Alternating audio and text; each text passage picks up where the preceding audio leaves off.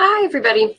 Welcome to today's Cathedra webinar. We are coming to you live on September 2nd, 2025. If we have any NLC webinar first-timers in the room today, know that our Cathedra webinars get their name from the Creek word for learning. And today you're going to be learning the NAHASDA required policies and procedures from your instructor, Cheryl A. Cosley, who is the principal of Cheryl A. Cosley and Associates, Housing Consulting and Management Services. This is going to be day one of a 4-day series, so we hope you can tune in with us every day. My name is Brooke Warrington. I'm the Training and Development Specialist here at the Native Learning Center. We're also thrilled you could join us for today's webinar. If you could follow along while I read the disclaimer aloud, this webinar provides a summary of fundamental concepts, requirements, and/or procedures within the allotted 90 minutes. The material discussed does not illustrate all possible scenarios that could be applicable. I shouldn't be muted. Are you guys able to hear me okay? How about now, Cheryl? Okay. It looks like it might be on your end, Cheryl. They're saying in the chat they can hear me. Thanks so much for your help, folks. Thank you. I appreciate you responding. Just real quick, we also have our copyright infringement law printed here. So this is just a friendly reminder that the webinar materials are protected by copyright, trademark, trade secret, and other intellectual property laws. Moving forward, when you need to access a copy of the slides, if you need to access any of the day's recordings as we go along, or if you want to check out any of the other webinars that we've done here on our new learning platform, you can find all of that in the courses section. And then when you want to join for day 2, day 3, and day 4 throughout the rest of this week, you'll just log in like you did today and then click on that green banner at the top of your screen, and that's how you'll join the webinar. We ask that you join with listen-only capabilities. It just helps to cut down on audio feedback. But no worries, if you joined with your sound on, you can always just mute. If you find that my voice is coming out of the wrong device, maybe you're trying to use your headphones, maybe you have a Bluetooth speaker, whatever the case may be, if you come down to the bottom of your screen and you click on this little telephone icon, that'll bring up a list of your mic and your speaker devices, so you can choose the right one for your audio output. And then we, of course, do encourage class participation. We want to hear those questions. We want to hear those comments. We are going to primarily rely on the public chat. So if you don't have that expanded, you can open it by going to the messages panel, like you see on my screen here, and clicking on public chat. And then it'll open up the chat between me, the facilitator, you, the attendees, and your instructor, Cheryl. So whatever you want to ask, comment, maybe there's a tech support issue I can help you through, you'll just come down here to where it says send message to public chat, click in the box, type in what you want to say, and then hit enter. Or you can click on this cute little paper airplane button to submit it. If you did join and you're not muted, you can always unmute, you can always mute yourself by clicking on the little mic icon down at the bottom here. And with Cheryl's presentations, you'll usually end up answering your question as she goes through. So she'll take most of the questions that are left over at the end if she hasn't answered them already. But if you want to make sure that you send it in as you're thinking of it, you can always send it into the public chat. Or if you think we missed you at the end, you could let us know by using that hand raise feature. We do have a list of helpful links for you in the shared notes. You can open that up by clicking it underneath the messages. There's just a link to our webinar feedback survey, a link to today's slides, a few other helpful links. I did put a link to the slides in the chat for you earlier, but I will put that in there once again, just in case. There we go. All right, folks, just a quick final note, if you don't mind taking a second and introducing yourselves in the chat, you could let us know your name, where you're tuning in from, your work or your role in Indian country that probably led you to today's webinar, your tribal affiliation if you have one. You might just be a tribal employee and not have your own affiliation. That's okay too. And then while you guys are introducing yourselves in the chat, just a quick final note. Try not to click on this red menu panel that you have all the way to the left-hand side of your screen. Just want to give you a heads up, if you click on there, it is going to pull you out of the webinar and it will take you to whatever you've clicked. You can always rejoin the webinar by clicking on that green banner at the top of your screen, but I just wanted to give you guys a heads up. All right. While you're introducing yourselves in the chat, it is with great pleasure I introduce your webinar instructor, Cheryl Cosley. And Cheryl, I have made you presenter now. Thank you very much, Brooke. Can you hear me? Yes, I can hear you. Okay. Coming And through loud. you have a message from Paul Scott right where you dropped the links at. So Okay, thank you. No worries. So guys, hey, thank you for joining us. This is a 4-day rather than a 5 because of our holiday. NAHASDA required policies and procedures. Hopefully you will join us all week long. This is brought to you courtesy of the Native Learning Center and the Department of Housing and Urban Development. We fall under the Office of Native American Programs. So we're all happy that you are here. Welcome and good afternoon. We usually start everything by a prayer or smudging in Indian country, and I just got done doing that, so we're good to go. For those of you that have not been in my classes,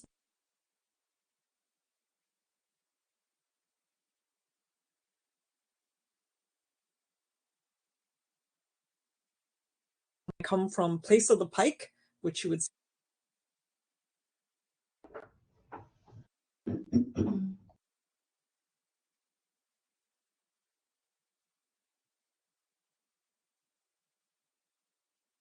and I served as director of housing for my tribe for over 28 years.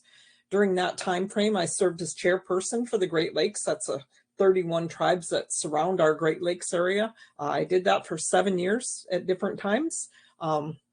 I also was very honored to serve on the board of directors for the National American Indian Housing Council, so NAHC. I started first as their secretary, then I became vice chair. I did that for a total of 12 years, and then I served two-year terms as chairwoman, and that's when I actually left. Worked a couple of more years, and then I started Cheryl A. Cosley and Associates in March of 2019, and I provide training and technical assistance.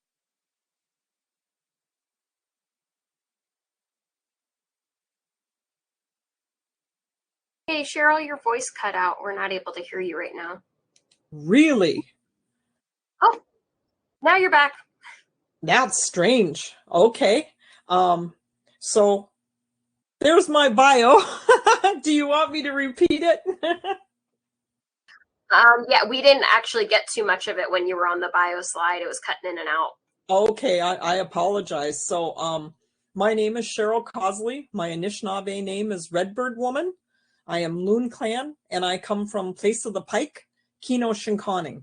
That's the Bay Mills Indian community. It's a reservation located at the top of Michigan, and our waters actually border Canada. There's somebody named Randy with a live mic. There, he's got that muted now. So we're Ojibwe Chippewa people, and I served as director of housing for my tribe for over 28 years.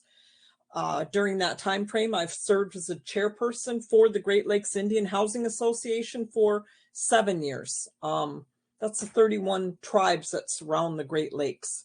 I was honored to serve on NIHC, the National American Indian Housing Council, for 16 years. I served the first 12. I started as secretary and became vice chair, and then an additional 4 years, two-year terms as the chairwoman of that association. I worked probably another year and a half, and then actually started Cheryl Cosley and Associates in March of 2019, providing training and technical assistance through the lower 48 and Alaska. So I've been very privileged my whole life to be able to work in Indian country with our housing people throughout the United States. So I consider myself very, very blessed. My information is at the beginning and the end. Should you guys ever need anything, please feel free to reach out to us. So for the description, this is to help you ensure that your housing program has the required policies to be NAHASDA compliant. It'll teach you how to write the procedures to complement your required policies, hopefully, and it'll just give you an inkling of some of the ones that you should have in place and some of the ones that are definitely required. So the training objectives is to describe some of the policy requirements for the block grant program, identify the applicable laws, the regulations, organizational options, and how it affects management and your program development. Identify differences between projects and programs and policies and procedures. Outline systematic processes as part of the organizational structure to design, a mechanism to help you achieve your entity's objectives. To describe tips to prepare policies and procedures, understand how to identify needed policies and procedures for your organization, and identify functions and operations for which all recipients have to have written policies and procedures. Describing them, it has to be, effectively communicated to your staff, to your subrecipients, as well as to your tenants and your stakeholders, and to describe the consequences of ineffective or absent policies and procedures, what can happen when you don't have those in place. So as Brooks said, we have quite a few reference materials, hopefully that you will utilize. 1, 2, and 3 are the NAHASDA statute, the regulations, and the uniform administrative requirements. You can always get updated versions of this through Code Talk. So www.codetalk.com. That's the HUD website. And it's really, really important. This is where it tells you that it's necessary for you and what policies, and will give you the up-to-date guidance that you need to base your policies on. The document telling you the required policies and statements, the most current one is 23 years old. And that sometimes happens when they don't, decide to implement or rewrite something. So some of the things that are there aren't needed anymore, but that is the most current one that we have. Conflict of interest in housing admissions. You need to have a conflict of interest policy. So therefore, that is a necessary reference material for you to become familiar with. Indian and tribal preferences in employment and contracting. It's another one you have to have policies and procedures for. Assisting non-low income families. If you're going to assist up to 10%, which is allowed by law of people that are of moderate income, or you decide to house essential families or use a law enforcement provision, you need to become very familiar with that document. It gives you all the guidelines there. If you're doing modernization, if you're doing down payment assistance, if you're giving out more than $5,000 in assistance of our NAHASDA monies, you're supposed. That's the guidelines for that. Same rules basically for your useful life and binding commitments. You find out what the terms that you put in place by reading your IHP. That addresses what kind of requirements you put in place, what kind of timelines. It's in every IHP. So useful lives and binding commitments. Changes to the federal micro-purchase and simplified acquisition threshold. This will help you with your procurement policies and procedures, and it'll allow you to raise your amounts should you want to. Calculating annual income under NAHASDA. That document came out last year.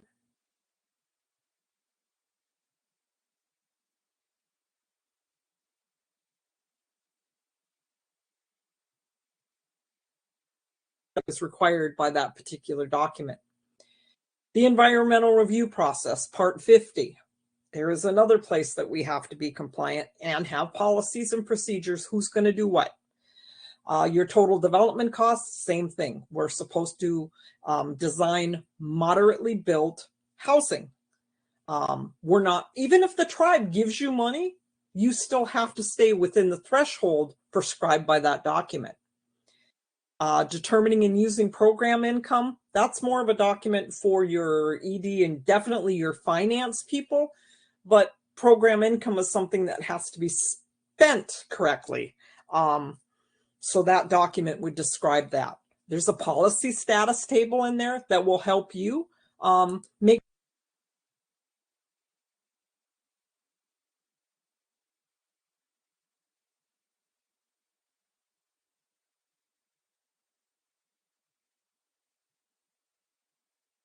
programs versus projects, framework of block grant policies, program policy development, the NAHASDA required policies, 2 CFR Part 200 uniform guidance. It's going to tell you some more policies that you need to have in place, the required policies of that. And there's some sample templates for policy and procedure development. That's what we're going to hit in the hour and a half today. Tomorrow we'll hit approaches to identifying policy contents, some boilerplate tips, policy considerations, management capacity, administrative management, policies, the conflict of interest policies. Hey,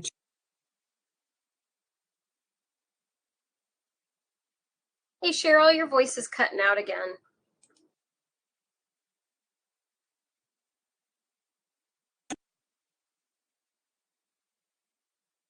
Still can't hear you.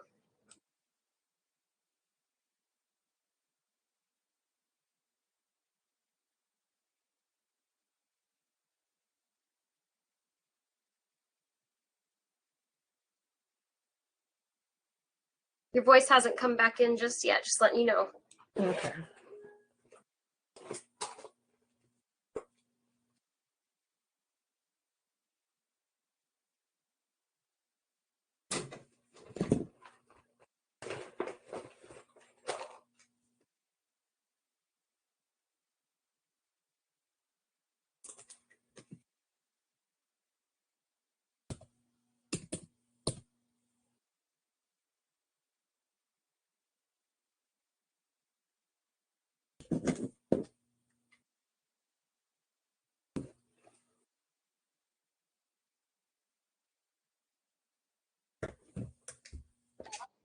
Give us just a minute here to get the sound sorted, folks. Sorry about that.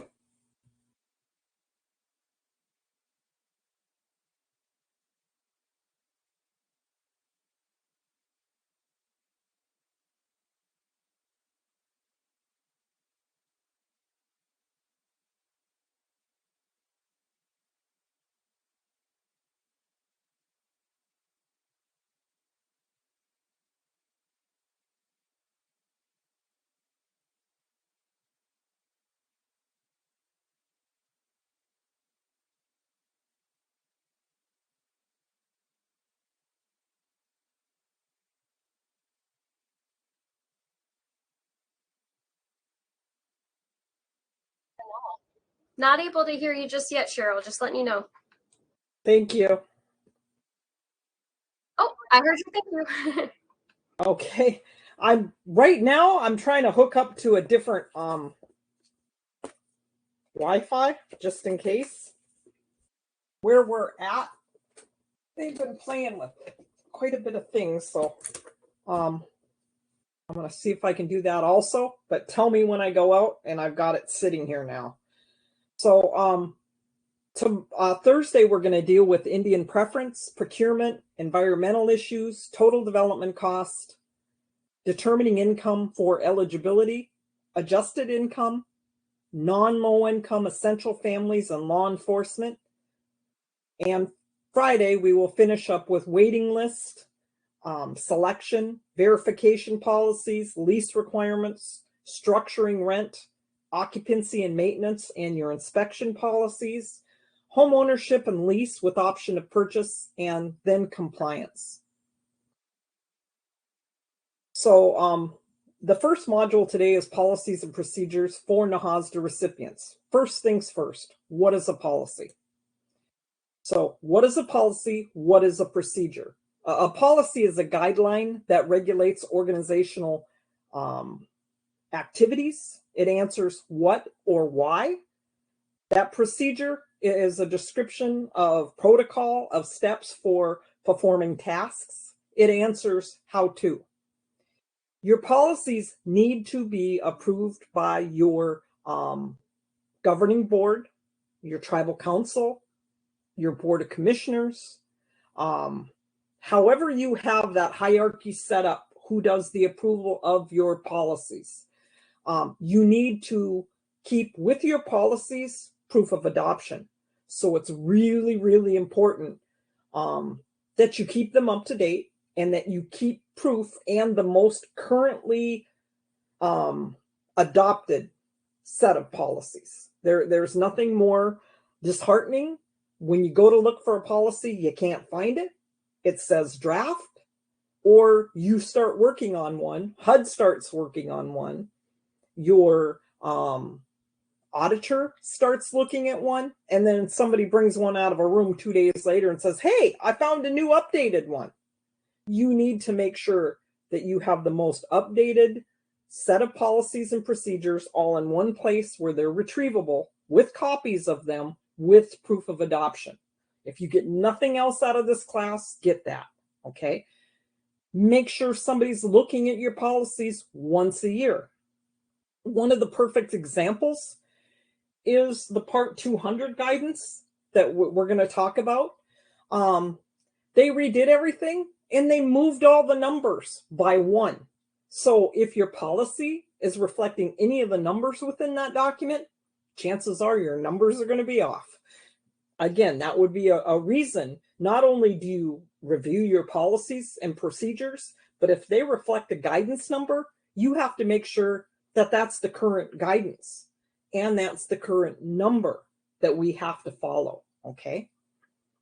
That's hugely important. So why are they needed? To ensure consistency and fairness in decision-making, provide clear guidance for staff and stakeholders, promote transparency and accountability, and reduce risk of and your support compliance.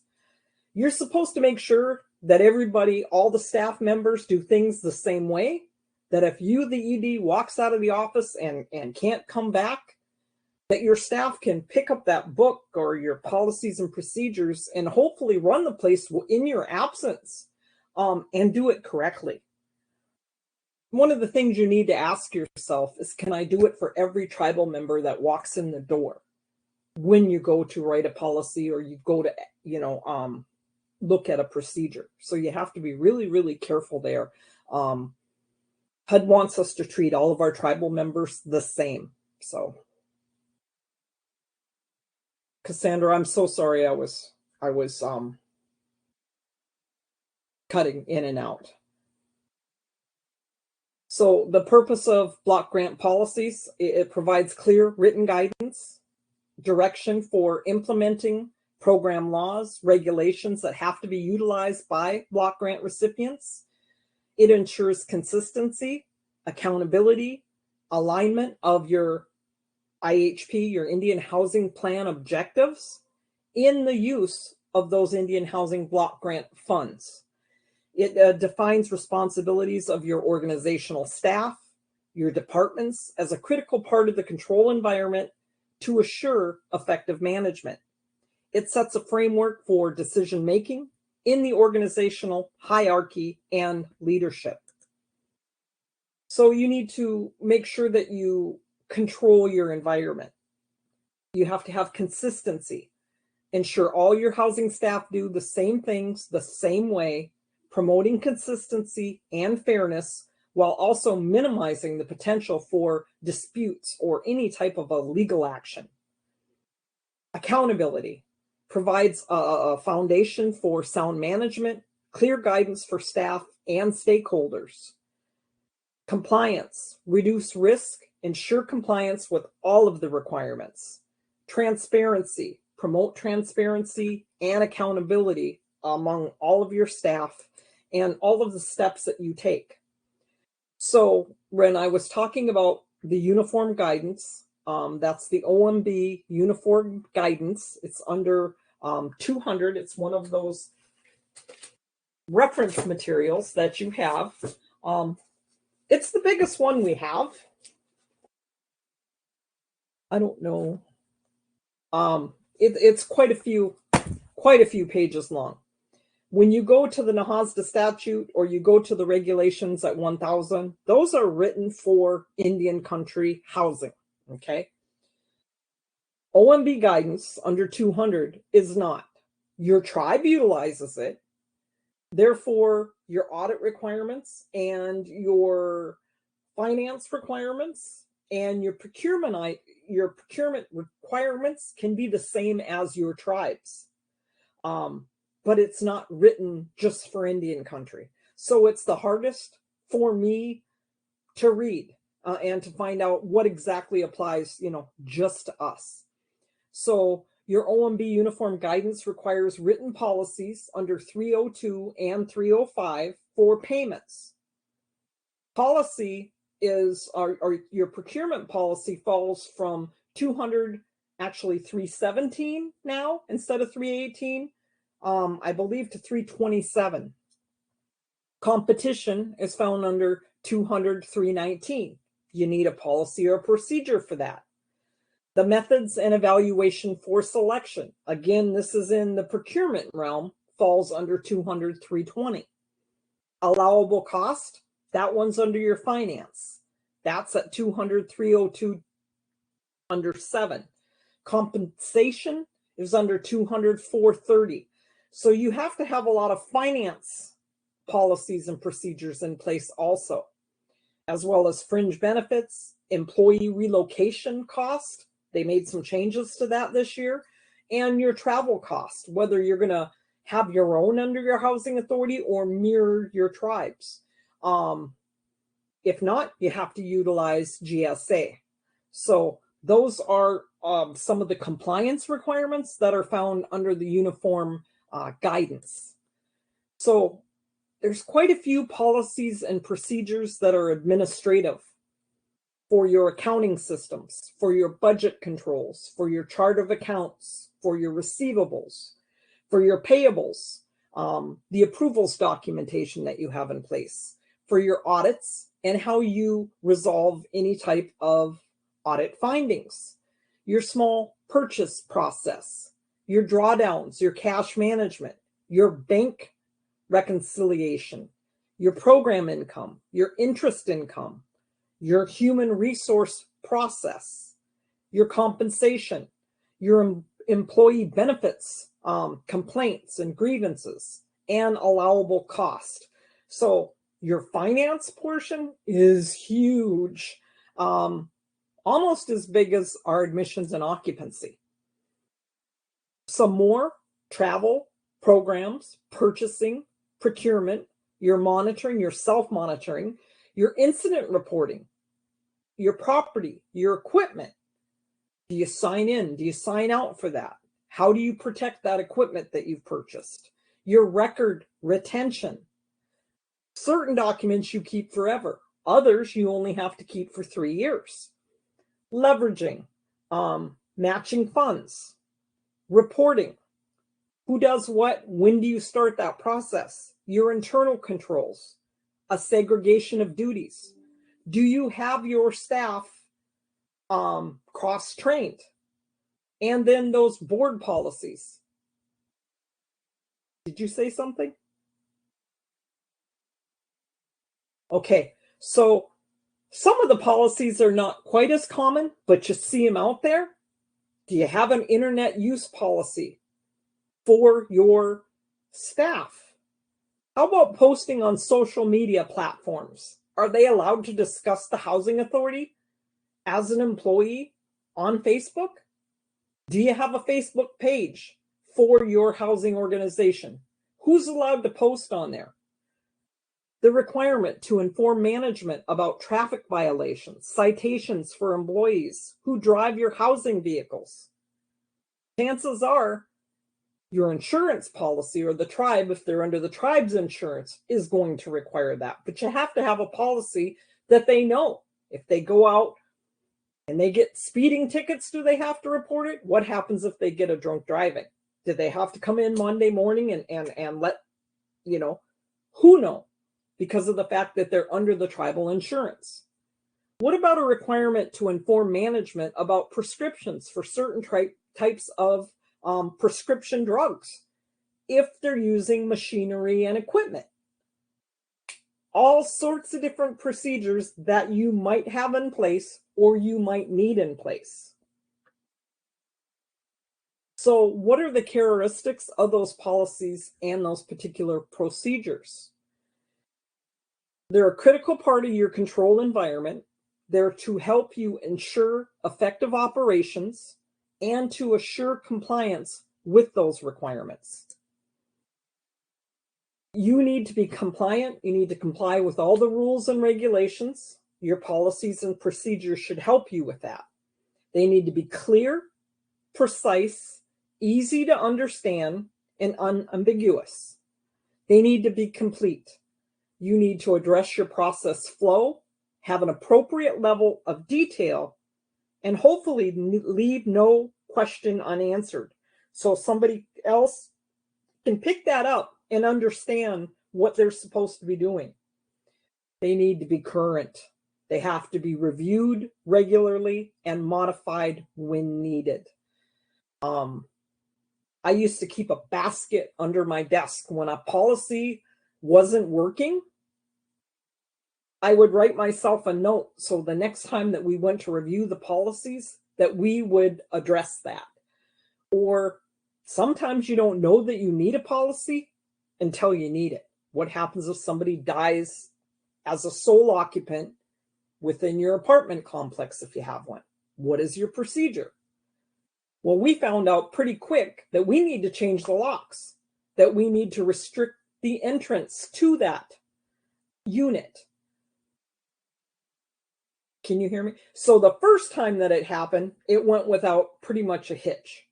The second time, within an hour, I got calls from multiple siblings. Don't let this one in there. Don't let this one in there. They'll steal this. They'll do that. You don't need to be the referee, but you need to protect those premises.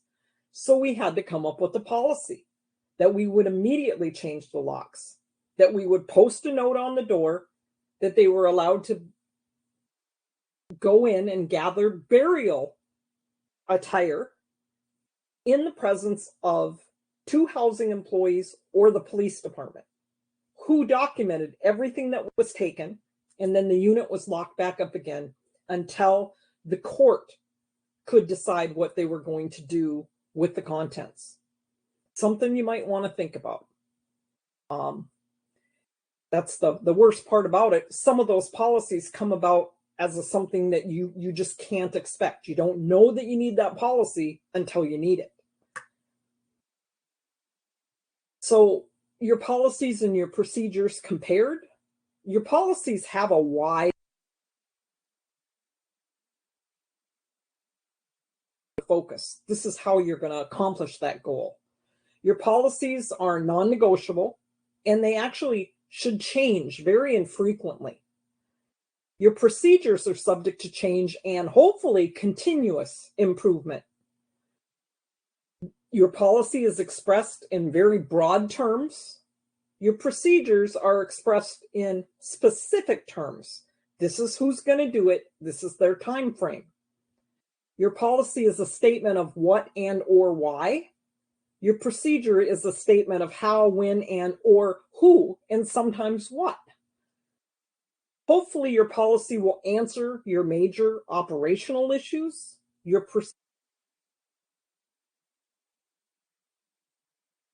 So another thing that I would ask you to do while you're looking at this, what policies don't work? If you're not enforcing them, get rid of them. If you say that you're not allowed to have any vehicles that have no insurance and no plates and are non-operational, go count how many you have, because if something should happen and you never want it to, you know, a child maybe goes underneath the, you know, the blocks and the car comes down, or something gets locked in a trunk. The first thing they're going to do is look for your policy. They're going to see that you have one saying that you won't allow that, and they're going to go and check all your properties and see how much you have. If you have, 2 or 3, chances are you're going to get sued. Why? Because you're not with it. That's something that you need to review. All of your policies, are you doing this? Can live with, is it something we can enforce? Because if it's not, do away with it. Unless it's required by law, and then you find a way to comply with it. So why are they necessary? A good set of written procedures increase the likelihood that your programs will be administered properly, delivered in a way that your staff know what their individual responsibilities are, implemented in a manner that ensures performance objectives are met according to your established procedures, that they are consistently delivered, understood, trusted by your tribal members, the public, delivered efficiently with as many households served as possible. More is easily delivered by new staff with little interruption in your workflow.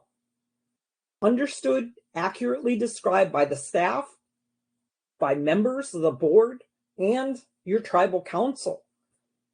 They need to have a set of your policies. So when a tribal member comes complaining to them, they could say, well, this is why they did that. It says in the policy that they have to. So what is a policy and what is a procedure? Your admission and your occupancy policy application process. A policy. Families must submit a completed application before they can be determined eligible for placement on a waiting list. The procedure. Upon receiving a completed application, the clerk must set up a file. You must deem that application is complete.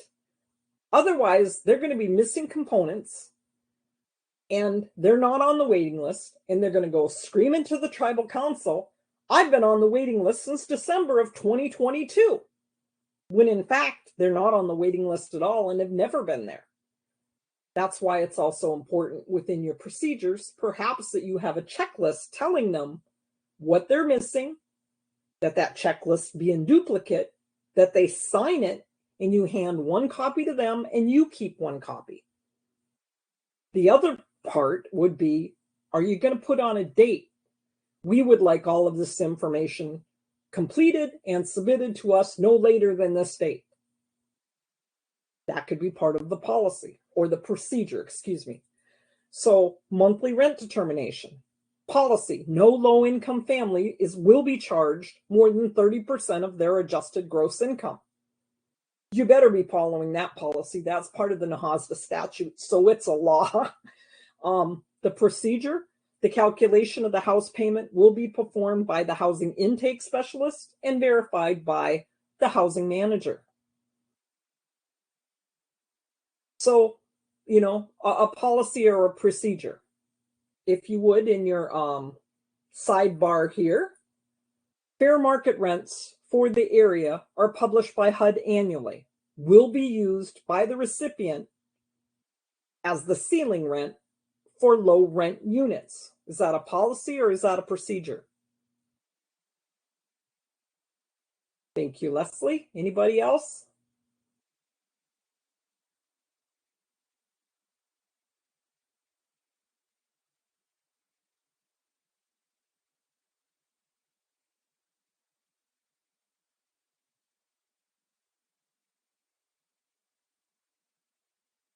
Okay, next one. Move out inspections must be conducted by 2 staff within 48 hours of move out.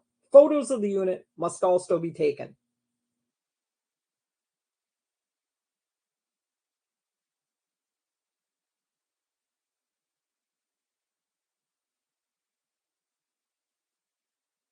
Okay, good job, guys.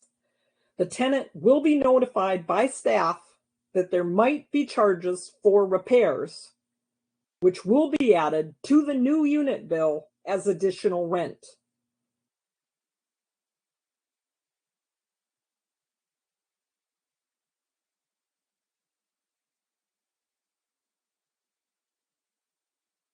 Can I repeat that?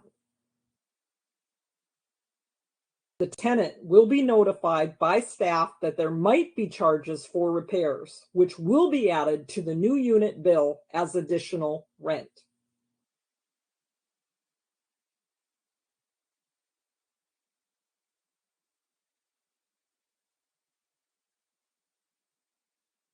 Anybody else?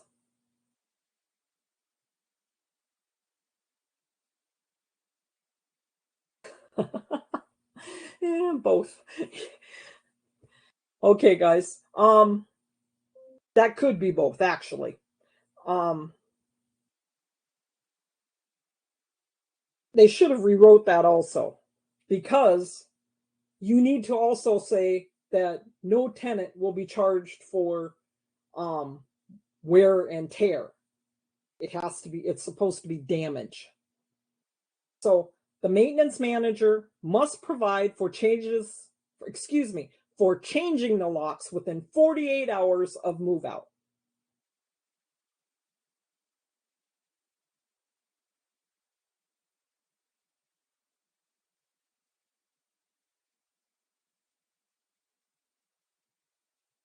Okay. The recipient requires the completion of a move-in inspection prior to the signing of a lease agreement and tenant occupancy.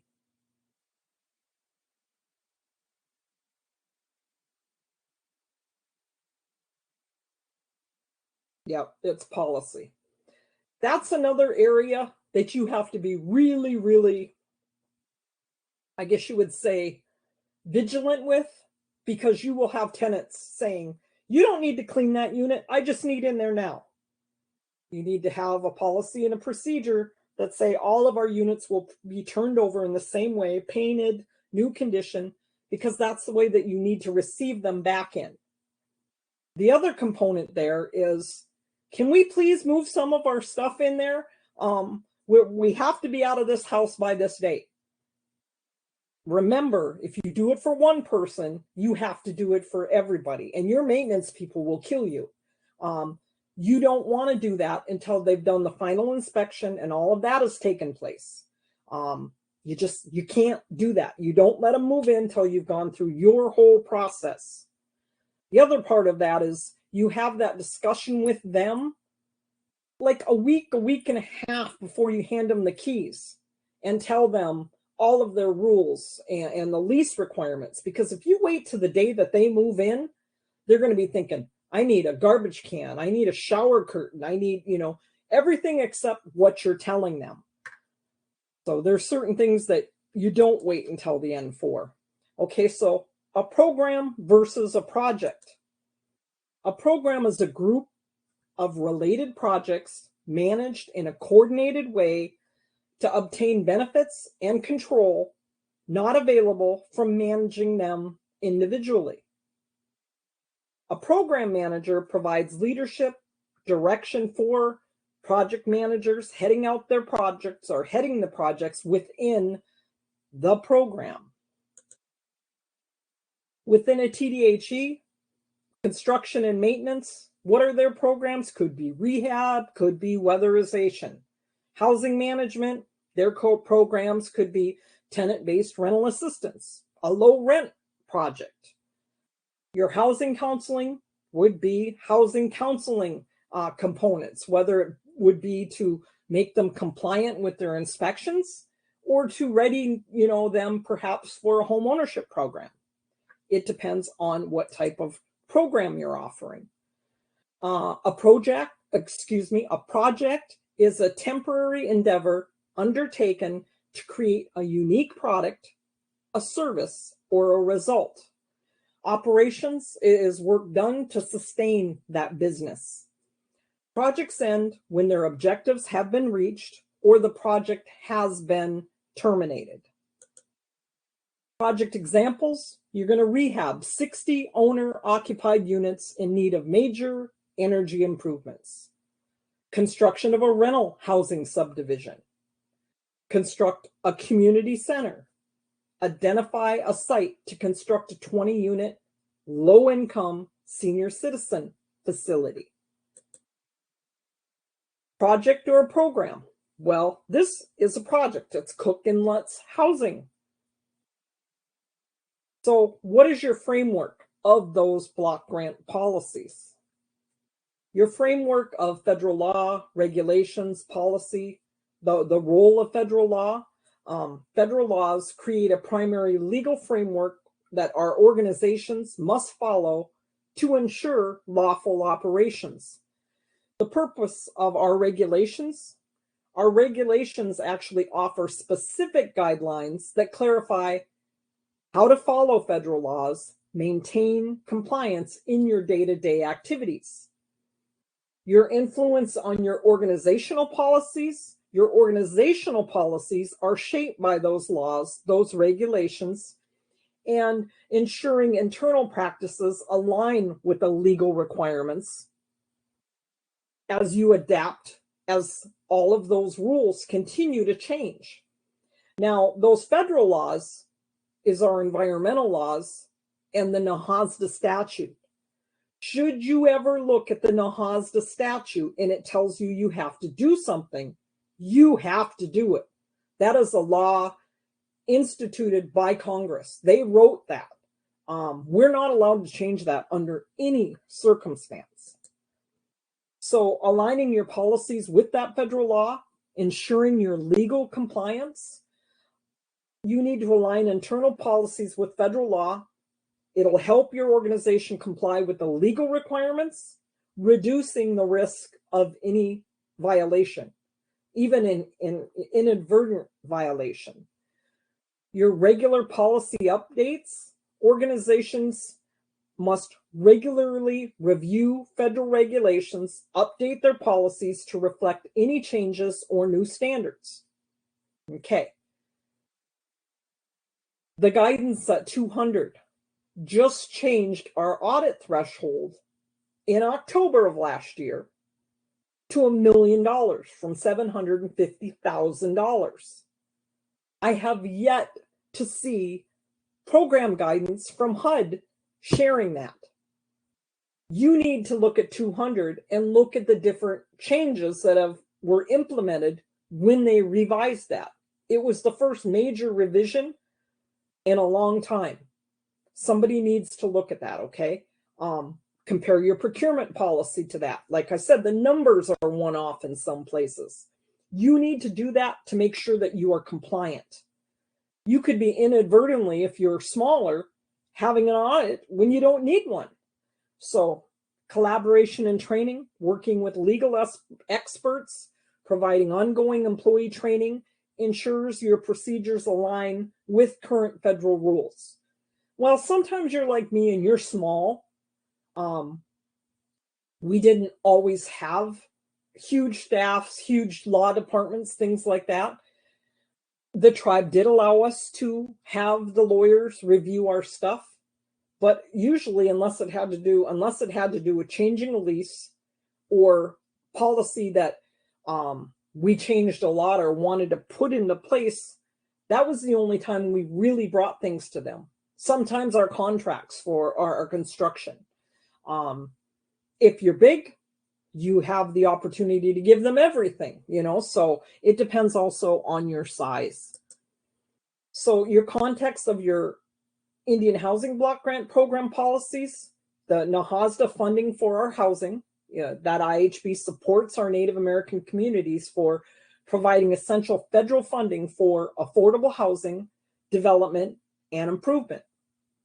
Tribal self-determination, the policy framework allows the tribes to make the decisions, tailor the housing activities to best suit our unique needs and priorities within the parameters of federal laws and regulations, and then compliance and community engagement, ensuring compliance with federal regulations, engaging the community, are vital for culturally responsive and successful housing programs.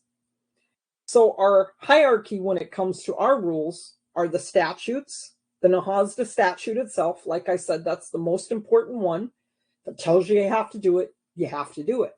The regulations at 24 CFR 1000, the regulations at 2 CFR 200, and then those HUD notices and guidances that they publish that you can only get by looking at Code Talk. Again, guys, you need to be on Code Talk once a week. Look at the PIH notices, look at the program guidances, and then start reviewing the NAHASDA statute, which that doesn't change. The regulations at 24 CFR 1000 and 2 CFR 200. But at least get on there and start looking at those notices and guidances on a weekly basis.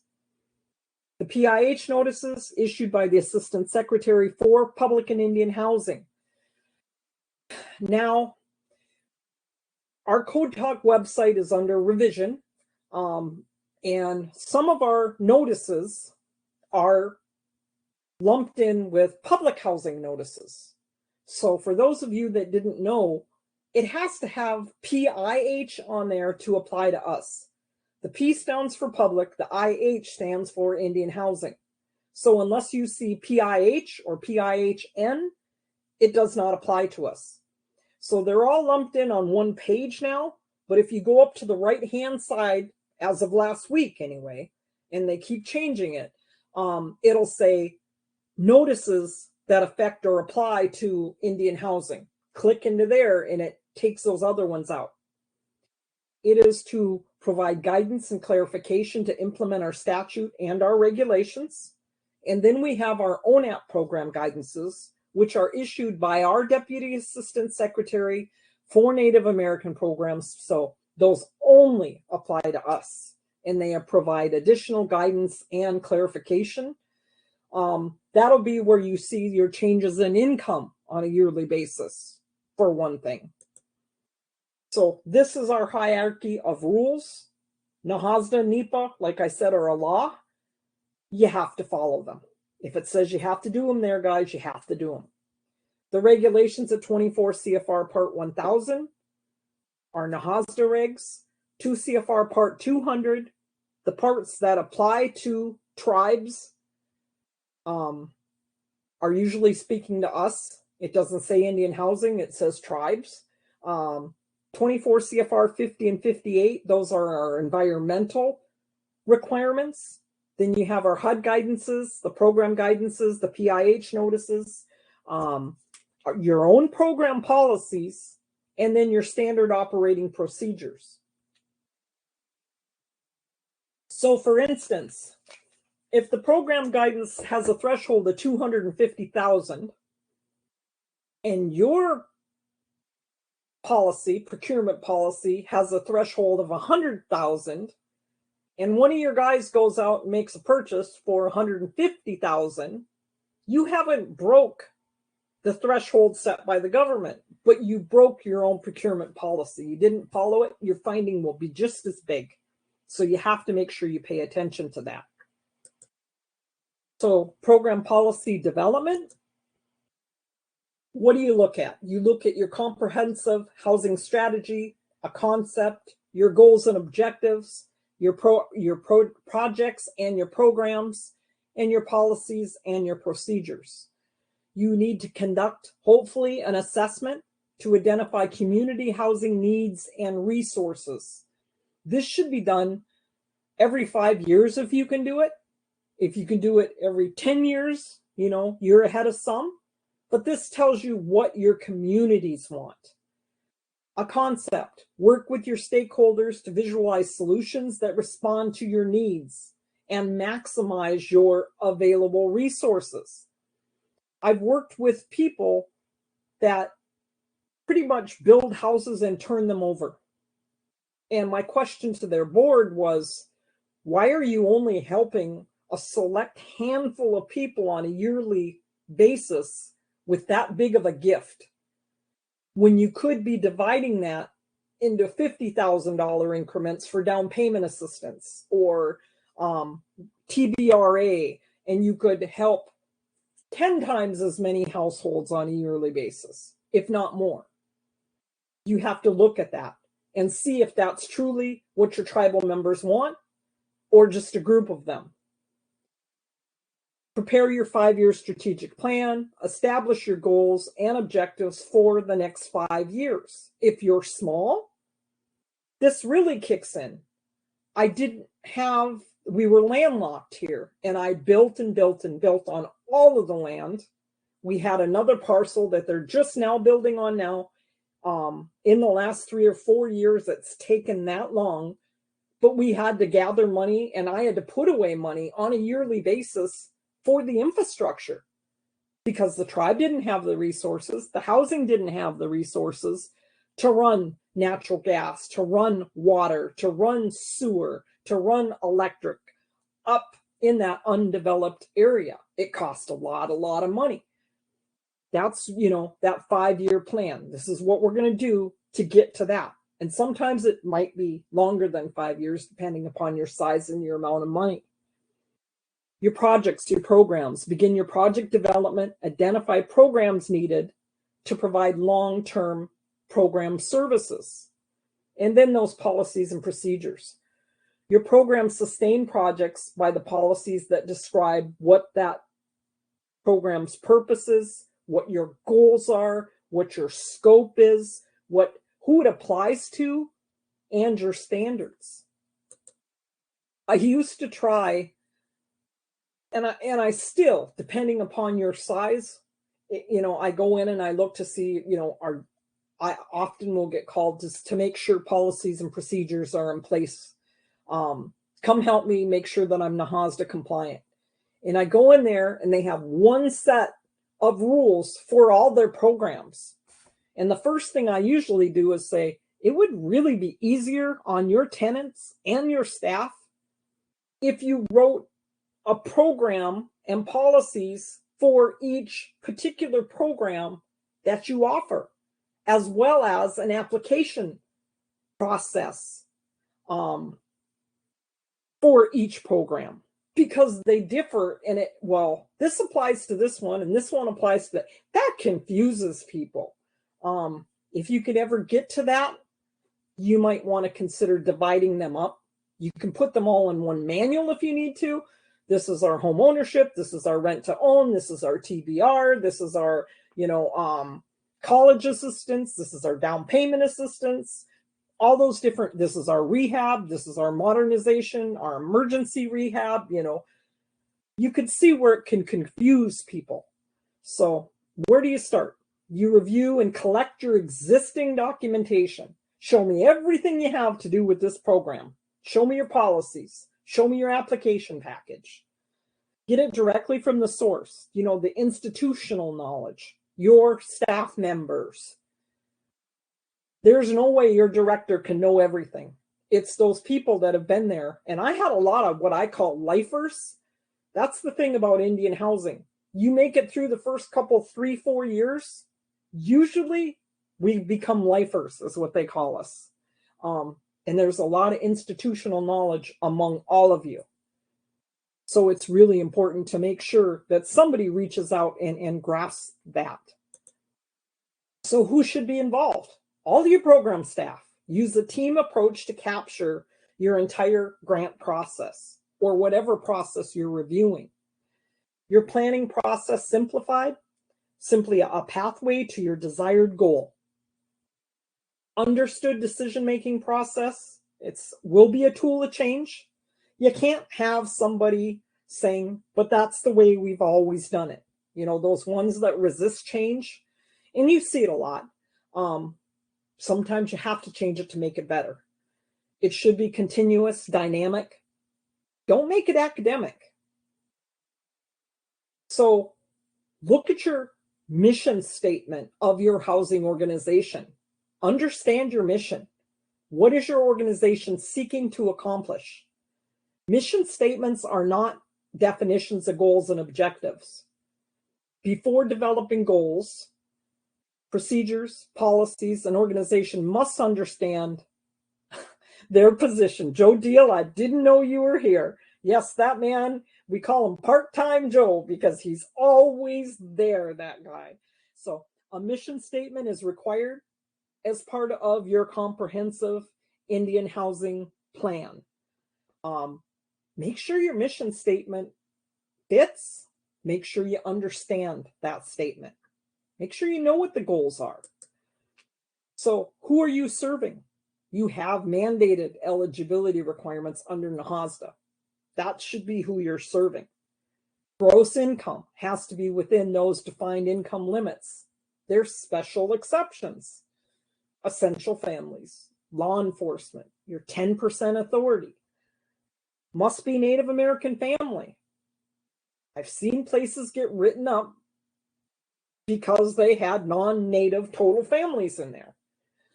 Can't do that unless they are essential, unless they are law enforcement provision.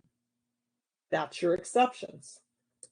When in doubt, call your HUD office. I talk to my HUD office all the time. I still talk to my HUD office. We had a fire at one of our housing authorities within the Great Lakes. It came across my Facebook page. First thing I did was our tribal administrator, or our administrator, who now works for Great Lakes, last night, I texted him, and I texted one of the workers in our EWONAP office. Hey, you might want a heads up, this happened. So still talk to them, asking them for clarification on certain things. So your different programs, what services are needed that you can provide within the parameters of eligible NAHASDA funds use. Are you going to do modernization under home repair? The operations, you can build something, but it still costs money to run that project. You never collect 100% of the tenant account receivables. You need to make it efficient, but that's part of your operations. Your maintenance is ongoing. Subsidies.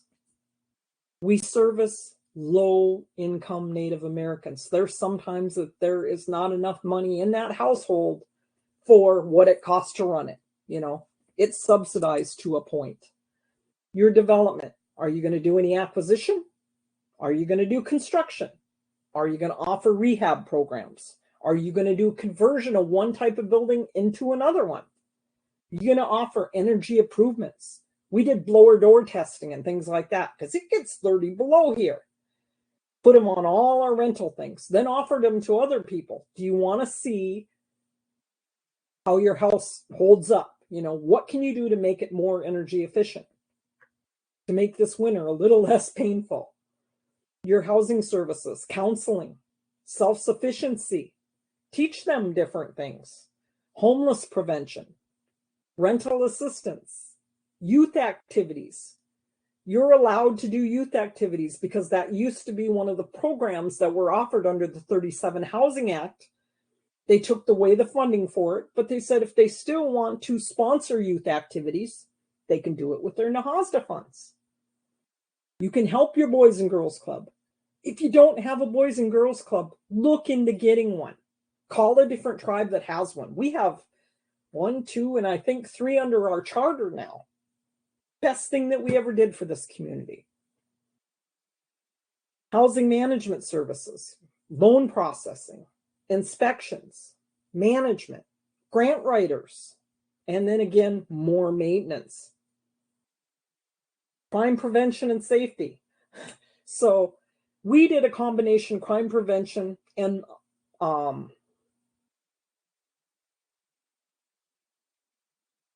model activity.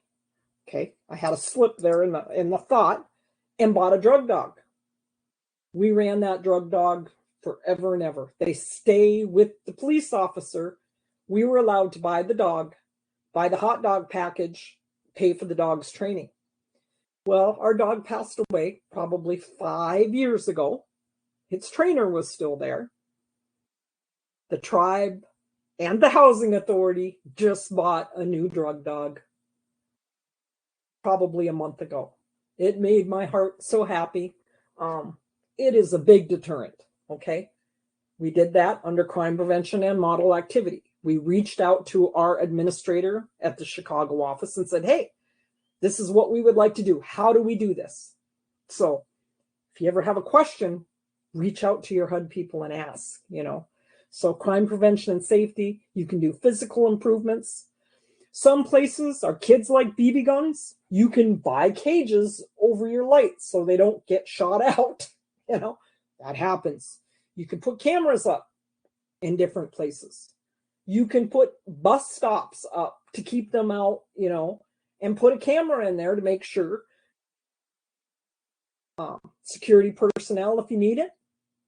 Equipment. Of, you know, law enforcement, but you can't buy your own police officer, okay? Because they're supposed to be servicing low-income Native American people only with those funds, okay? Administrative and planning, salaries, benefits, IHP preparation, APR preparation, monitoring of your programs, and then those administrative costs related to any of your activities that you do. And the activities that I was, you know, talking about requiring HUD approval. Offices, we built an office. We built a maintenance warehouse. We did not build a daycare, but there are people in the room. Halawasaponi is in the house. They have a daycare center. There are different places that have off, you know, under their model activities. Community buildings. Systems, not, but I believe the same. As well as tornado sheds and shelters.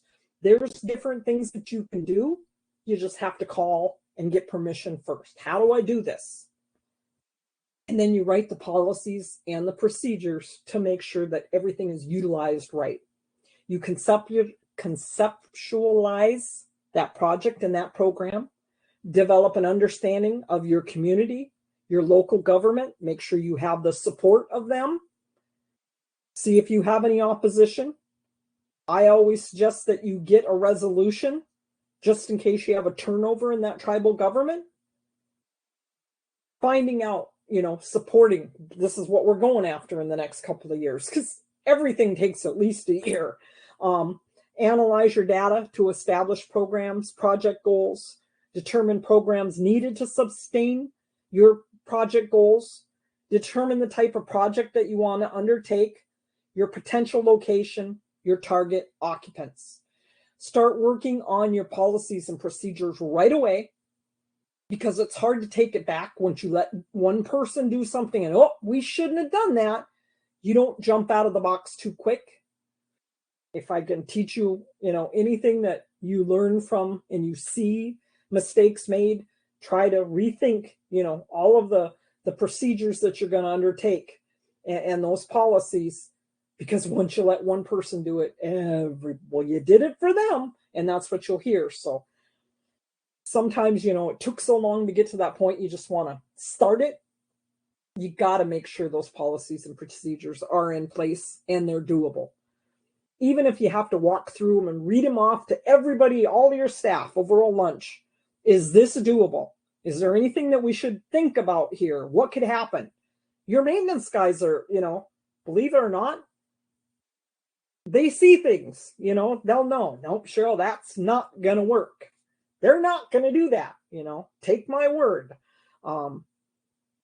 Your other people, your A&O people, they know if the families have enough money to support that activity. So consider your sources of financing, how your project is going to be managed, who's going to be responsible for it, your target occupants. So what happens before a project starts? You present that concept, you obtain commitment and understanding from your governing body. You got to have their buy-in. From your executive and your management staff. If your staff don't think it's a good idea, it's going to sink. You got to get their buy-in too. Conduct your needs assessment, a preliminary plan for implementation. This is, we're testifying before Congress here. So analyze your housing market conditions. What kind of inventory do you have? Is anything affordable? What are their housing preferences of your people? What are your demographics? We found out we had a whole bunch of young families that I had addressed, a lot of people with home ownership, but I had a lot of 30 and 35-year-old men that were still living with their parents because I had no apartments.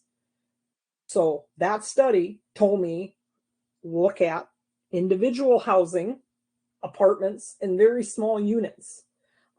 After we focused and got a lot of mortgage product through here. Right now, the Sioux Locks is 20 miles away. There is no housing to be had for a 3-hour radius. Everything is taken. And everything, that I wouldn't pay $100 for, and they want $750 for it. If it's nice, it's in the thousands because it's flooded with people with a lot of money. So you got to look at your environment right now. What are your new construction needs? What is your cost burden?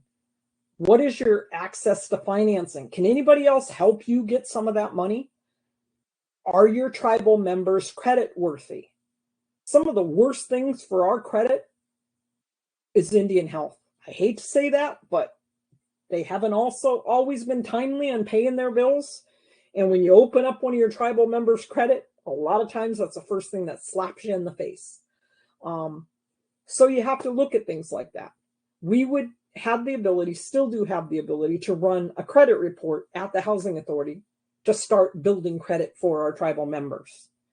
Your financial resources, your turnover rates, how quickly. Our turnover rates were pretty much non-existent. If we didn't kick them out, they were in there until we could come up with a mortgage product for them. And then that land availability. Sometimes, you got the money and you don't have any land. That situation that I, told you about a little while ago.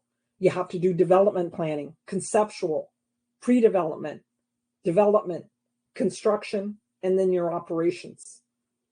All those later parts are going to need policies and procedures. What resources do you need? Organizational charts. Who in the office is responsible for what? The interactions between different divisions and offices, should you be of that size? We were all in one. We were pretty much one-stop shopping.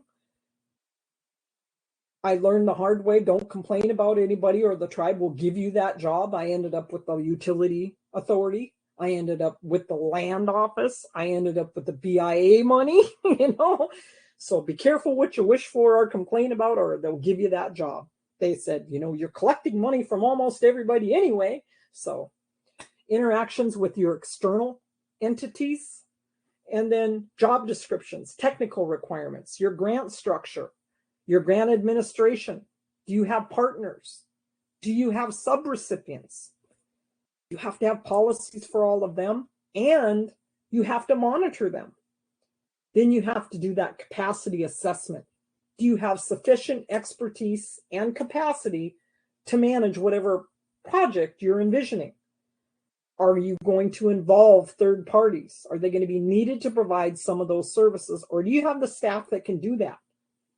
So some of those suggested policy areas, your organization, your structure, and your function.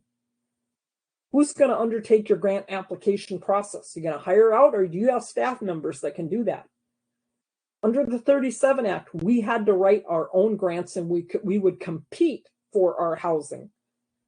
I started doing that and was very, very good at it.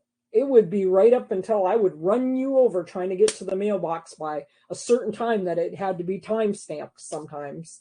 But that's how we used to, and they'd say, yep, you would compete for 20 units of low rent or 25 units of mutual help. I'm dating myself, but I've been around since 1990 in housing, things like that. Budgeting, your financial management system. Every single one of these components needs a policy or a procedure. Your inventory and your property management. Do you know you're supposed to be inventorying your maintenance barns on a yearly basis? Your maintenance guys are going to hate that, especially the first time around. Your eligibility, your activities, your families. You need policies and procedures for all of that. Your project planning, your program development, your housing advocates, your environmental. Who's undertaking that environmental portion? I teach tribal councils a lot, as well as BOCs, and I tell them, please, if you have environmental staff, let them help your housing authority, because unless you're large, that's just another big thing that you have to learn. Your procurement, your insurance requirements. Who's going to make sure that your components, you're helping them with over $5,000, that they have insurance. What part of your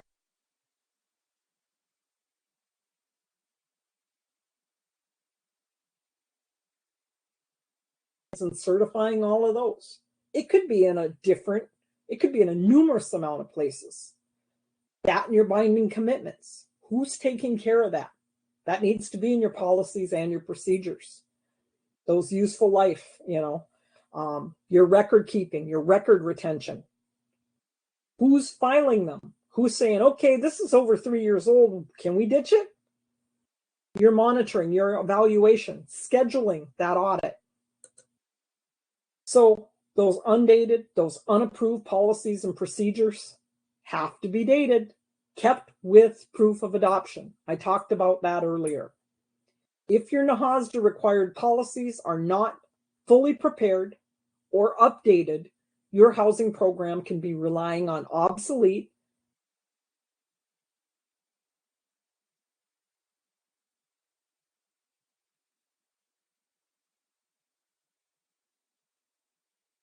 Hey, Cheryl, your voice cut out again. Okay. Can you hear me? Yep, loud and clear now. Wow, that's just strange. Okay, so I went to help somebody and they had a big turnover in staff, including the executive director. In their A&O policy, it said that we will use the A&O income guidelines attached to the policy. Those should be an addendum that will be, and your policy should state that you will use the currently published NAHASDA income guidelines. You shouldn't need to redo your policy every year. You can be looking at it, but you shouldn't need to redo it. And you should say you will be using the most currently published income guidelines. They were using them and they were like 4 years old. Do you know how many people didn't qualify because their information hadn't been updated in 4 years? Those income guidelines that go up every single year. But it wasn't the little girl's fault. She didn't know that. She was following the policy that they said, here, run this program and use this policy. So make sure you don't make that type of mistake also. Have a depository, review your policies, your procedures to ensure they're compliant with the most current regulations. Prepare that unified binder or other depository which clearly labels each of the policies required by NAHASDA. Should be dated with reference showing the approval of your governing body. You have to have an org chart.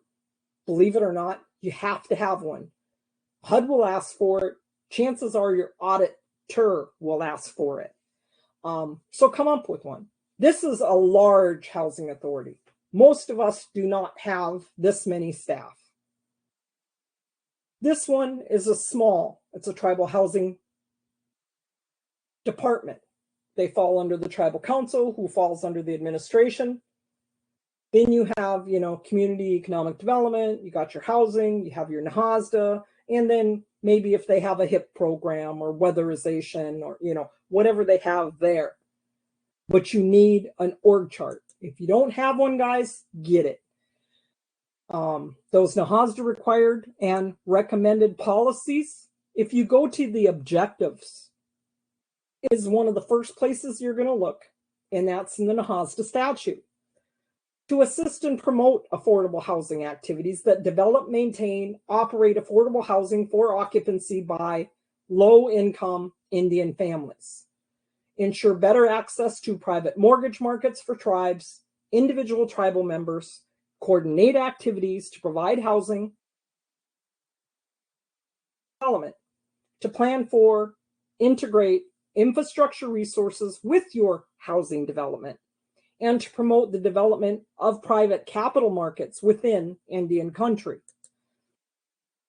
You need required rent and homebuyer payment policies. Section 203 requires certain policies be adopted. Establishment. Subject to paragraph 2, each recipient shall have written policies governing your rents and homebuyer payments charged for dwelling units assisted under this act, including the methods by which such rents and homebuyer payments are determined. Maximum rent. In the case of any low-income family residing within that dwelling unit, assisted with grant amounts under the act, your monthly rent or homebuyer payment, as applicable for such dwelling unit, may not exceed 30% of the monthly adjusted income for such family. Maintenance and efficient operations. Each recipient who owns or operates or is responsible for funding any entity that owns or operates housing development or operated pursuant to a contract between the Secretary and Indian Housing Authority pursuant to 1937 Housing Act, shall, using amounts of any grant received under this act, reserve and use for operating assistance under Section 202(1) such amounts as may be necessary to provide for the continued maintenance, efficient operation of such housing. This subsection may not be construed to prevent any recipient or entity funded by a recipient from demolishing or disposing of Indian housing referred to in this subsection pursuant to regulations established by the Secretary. This is telling you that if you have 1937 Housing Act, so anything built before 1996, basically, NAHASDA, when that came into place, you better be taking care, maintaining, and operating those units which you are receiving that subsidy for. They need to be your biggest priority, or you're going to lose the subsidy, especially if it's a rental unit. That's the only product that we have that it's a continuous flow of funds. Your 1937 Housing Act, so you really you need a policy and a procedure. Your procedures should make that the #1 priority of your maintenance staff. Whenever one of those units become available, they need to get it fully maintained and back out on the market as quickly as possible. Insurance coverage. You shall maintain adequate insurance coverage for housing units that are owned, operated, or assisted. This is where it comes into play. When you're helping rehab monies, things like that, you're assisting them with grant amounts provided under this act. That program guidance is 214.03. Make sure somebody is paying attention and you have policies and procedures that talk to this and speak to this. When you're assisting your tribal members with assistance over $5,000, this kicks in. The other part is HUD has the thought that if it can be covered with insurance, it should be covered with insurance. And if it's not, they don't want you replacing it with NAHASDA funds. You should have had it insured. Your eligibility, admission, and occupancy. Eligibility for admission. Each recipient shall develop written policies governing the eligibility, admission, occupancy of families for housing assisted with grant amounts provided under this act. Again, management and maintenance. You have to develop policies governing the management and maintenance of housing assisted under this act. How are you going to maintain that? How often are you going to inspect? Got to have your boots in there once a year. Tenant and homeowner selection requires that you have rental, of affordable rental housing assisted with this grant. Adopt and utilize written tenant and homebuyer selection policies and criteria. Your preferences, your priorities, they all have to be written down. Section 403 requires not less than annually you review the activities conducted, the housing assisted under the act, to assess compliance. Basically, you shall include an appropriate level of on-site inspection of housing to determine compliance with those requirements. You got to be in every unit at least once a year. When they come in and they do their monitoring, when HUD comes in, they will go into a certain amount of your units. Self-monitoring. The requirement at 403B, 1502, at least annually, you are supposed to be doing self-monitoring. You need a policy explaining the process, the areas to be covered, your goals, understand the importance and the timeliness of self-monitoring. You need to be able to create a customized self-monitoring schedule, identify any weak management practices that could lessen the ability of your organization, and provide affordable housing under a performance improvement plan. These are also areas and key regulations which you have to have policies and procedures for. Non-discrimination, relocation, real property acquisition, your environmental review requirements, your administrative, conflict of interest in not only admissions, but in the administration of your contracts, your records retention, your affordable housing, your eligible affordable housing activities, tenant and project-based rental assistance, who are your eligible families, what families require HUD approval, conditions for your non-low-income Indian families' participation, your tribal and your Indian preference requirements in selecting families for housing. And then you have the Indian preference requirements that we have to follow in our procurement.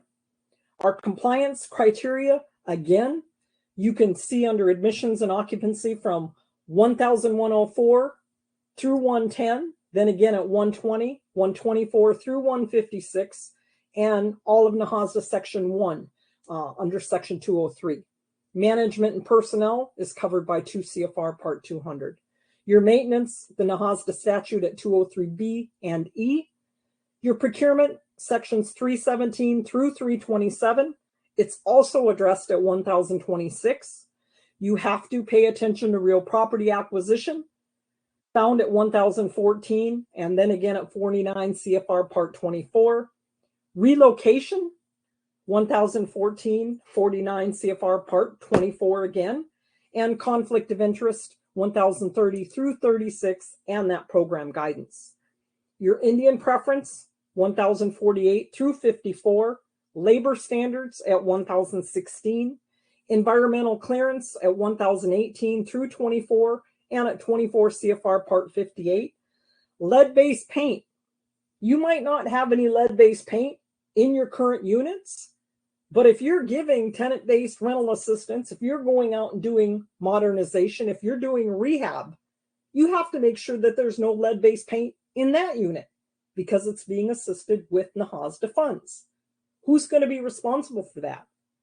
Easiest way, address it in your policies and procedures to make sure that it doesn't slip through those cracks. Accessibility, Section 504 of the Rehab Act, flood insurance, the travel requirements found at 200-474.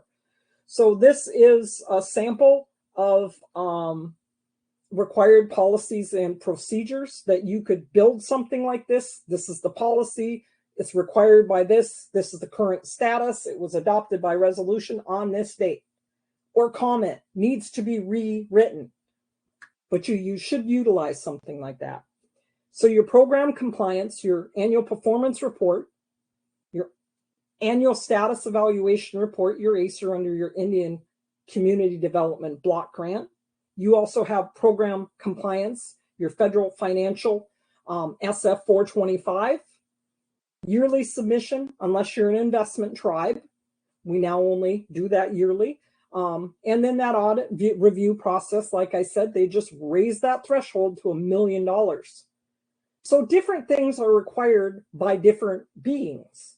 Your recertification is required by the recipient. Your selection is addressed by you as a recipient. The maintenance requirements are required by NAHASDA. Your collection policy is a recipient policy. Your admissions, your calculations of house payment, that's NAHASDA. Your criminal background check, that's up to you as a recipient if you're going to do that or not. NAHASDA allows it, your deal. Procurement, Indian preference, it's a NAHASDA requirement. Travel, it's a recipient required policy. Unless you don't have one, then you fall under GSA. Written waiting list, that's a NAHASDA requirement. Your waiting list needs to be in writing. Your guidances, this is where you guys need to go. www.hud.gov/code talk. Go in there and read your PIH notices, your program guidances.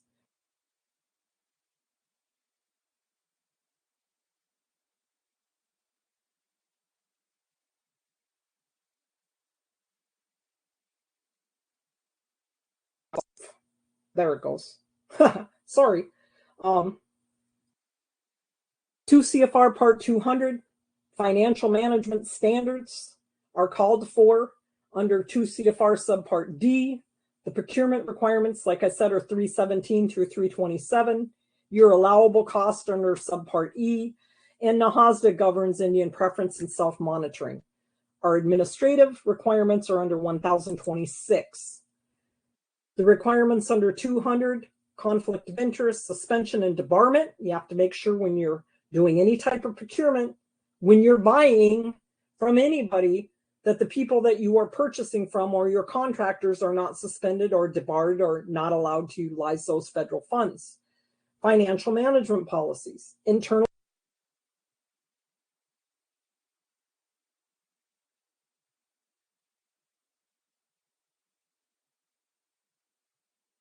numbers go off by 1.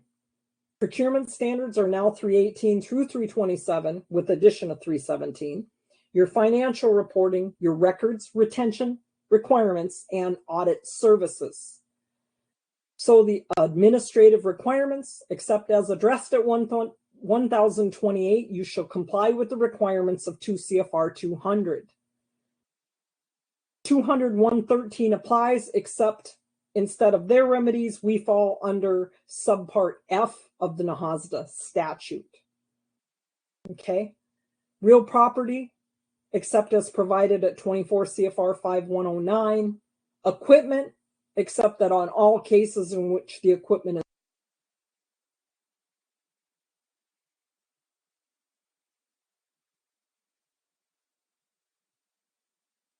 Your voice is cutting out again, Cheryl.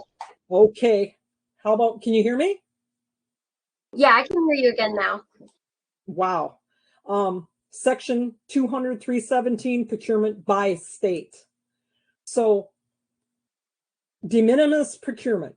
Recipient shall not be required to comply with sections 200.318 through 326 with respect to any procurement using a grant provided under NAHASDA of goods and services with a value of less than $5,000. And it also allows us to utilize GSA in our federal supply sources for procurement. Okay. Different administrative requirements for bonding requirements and deposits and letter of credit.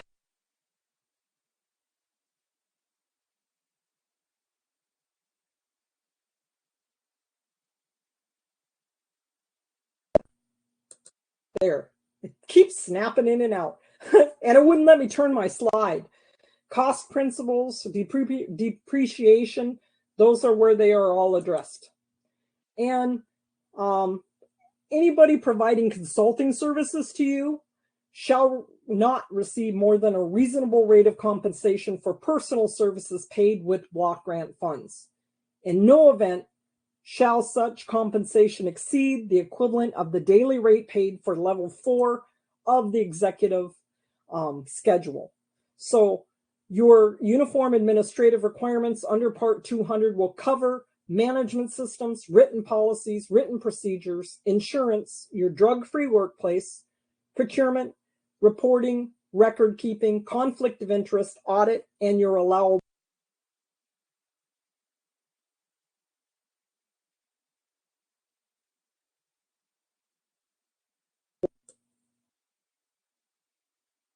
sound management. Your non-federal entity is responsible for efficient and effective administration of award through sound management practices in compliance with agreements, program objectives, and the terms of your federal award. You need to employ sound organization management techniques to assure proper and efficient administration of your awards. So the first update is autonomy for tribes under that 2 CFR. 318 through 327, we have to follow those procurement guidelines. Board is now actually included.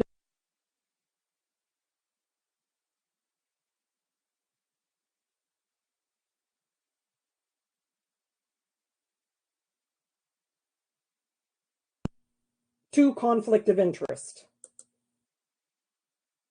Fair labor standards, FLSA, has been changed. Your fixed amount of subawards went from 250 to 500,000 if you want to meet the requirements of the procurement. And then, like I said, your audit requirements went up to from $750 to $1 million. And then the last update talks about cloud services, data storage, technology, IT. Best practice, they would like you to include cybersecurity standards, attestations in your procurement documents. So that is basically the summary of all of those key changes that just came about. And this will be your standard. Okay. You need to have your entity records they are subject to the Freedom of Information Act. Your identifiable information will be kept confidential, and you have to disclose cost accounting practices. Your standards include your obligation to account for your activities and accept responsibilities and disclose those results. So again, you need to know what NAHASDA requires and what you as a recipient require, okay? And that is it for today. I ran long. I'm sorry, and I'm sorry for coming in and out. Paul Scott, I'm done. No worries at all, Cheryl. You are already trying to fit all this curriculum into 4 days, and we are so appreciative of you. Sorry about the audio issues, folks. Hopefully we can get those sorted for tomorrow when we see you back for day 2. I have put the link to the webinar feedback survey for you in the chat. It's an anonymous survey. It takes about 2 to 3 minutes to do tops. Lets us know at the Native Learning Center what's working well, what we can work on better for the future. And we do share the feedback with our instructors as well. So it helps everybody all the way around if you could help us by completing that. Again, that link is for you in the chat, and it is anonymous. So you don't have to feel anxious about your name or your email being connected to anything. We hope you can join us for our next webinar. That's going to be day 2 of the 4-day series. So we'll be meeting same time, same place every day this week. We hope to see you back. And you'll be able to access this as well as our other recorded webinars on our YouTube channel. There is a whole playlist called the Cathedra Webinar Archive where you can check out our webinars going back the last about 2 years. And I'm putting that link for you in the chat right now as well. There we go. Feel free to check out our other upcoming training events. We post about them on our various social media. We're on Facebook, Instagram, LinkedIn, Twitter. If you are a podcast listener, we have an in-house produced podcast, the Hopathanga Native American Podcasts. You can listen to that wherever you listen to your podcasts. Or if you're like me and you actually like to watch the interviews with people's guests, then you can find that on our YouTube channel as well. All right, folks, thanks so much for tuning in for day 1 of the 4-day series. Thank you, Cheryl, for an incredible presentation. I'm going to go ahead and turn off the recording, but I will leave the room open so that you guys have access to all of those links in the chat as well as in the shared notes.